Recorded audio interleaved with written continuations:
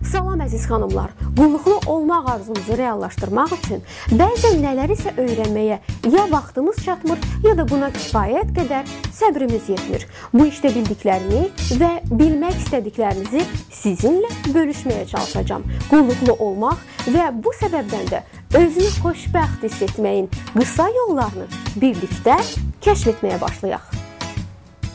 Bəzən xanımlarda yanlış bir stereotip olur. Onlar düşünür ki, qulluqlu görünmək üçün külli miqdarda pul lazımdır. Amma təəssüf ki, əksəriyyət çox ucuz gözəllik vasitələrindən xəbərsizdir və ya yanlış bir formada yalnız bahalı vasitələrin sehrinə inanır. Bugün sizinlə gözəllik üçün istifadə olunan aptekdən ala biləcəyimiz ucuz vasitələrdən danışacağam. Birinci vasitəmiz gliserin olacaq. Bu ucuz vasitə əvəz olunmaz nəmləndirici hesab olunur. İstənilən dəri tipinə uyğun olduğu üçün hər bir xanımın arsenalında ola bilər. Ayaq dərisini yumşaltmaq üçün gliserini vazelinlə 2-nin 1-ə nisbətində qarışdırıb ayaq dərisinə çəkmək lazımdır. Daha tez nəticə almaq üçün isə ayaqlara salafan taxıb ardınca corab giyinmək olar. Gecəni belə keçirtməklə cəmi 2-3 günə yumşaq tabanlara sahib olacağıq. Çoban yastığı isə üz dərisindəki səpkilərə, sızanaqlara qarşı əla vasitə hesab olunur. Çoban yastığı dəmləməsi bütün dəri tiplərinə uyğundur. Sakitləşdirici təsir göstərir, həm də iltihab əleyhinə mübarizə aparır.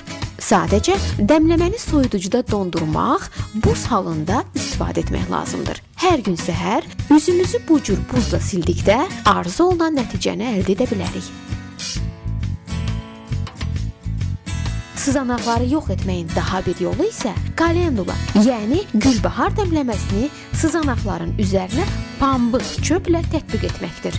Hər gün gündə 2 dəfə. Bəzən olur ki, qadınların dərilərində təraşdan sonra qıcıqlanma yaranır. Bu vəziyyətdə axtarışı uzatmaq lazım deyil. Köməyə sadəcə aspirin gələ bilər. 2 ədəd əzilmiş aspirini 1 xörək qaşığı gliserində həll edirik. Təraşdan həmən sonra istədiyimiz sahəyə tətbiq edirik. Təəccüblənəcəksiniz, amma təraş olunmuş isə qıcıqlanmayacaq.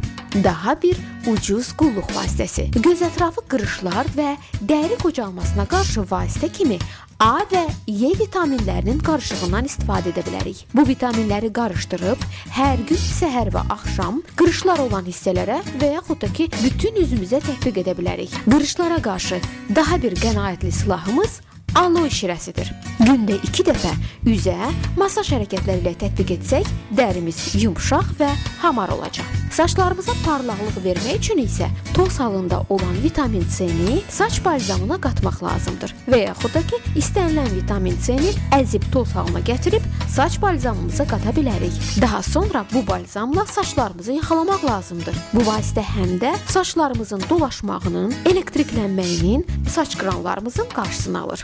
Ucuz skrab istəyirsiniz, hazırlanma yolunu təklif edə bilərəm. Sadəcə əzilmiş 2 tablet aspirin üzərinə 1 xörək qaşığı bal əlavə edirik. Üzümüzə çəkirik. Skrab edər kimi dərini masaj edirik. Bu maska üzün qızartılarını götürür, məsamələri daraldır, dərini təzələyir.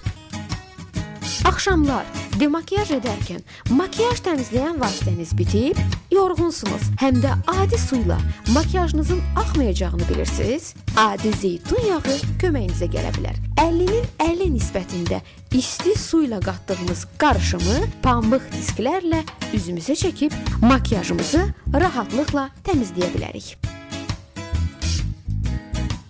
Ucuz qulluq vasitələri bununla tükənmir. Zaman gəldikcə sərfəli qulluq vasitələrinin möcüzəvi effektlərini sizinlə bölüşməyə çalışacağım.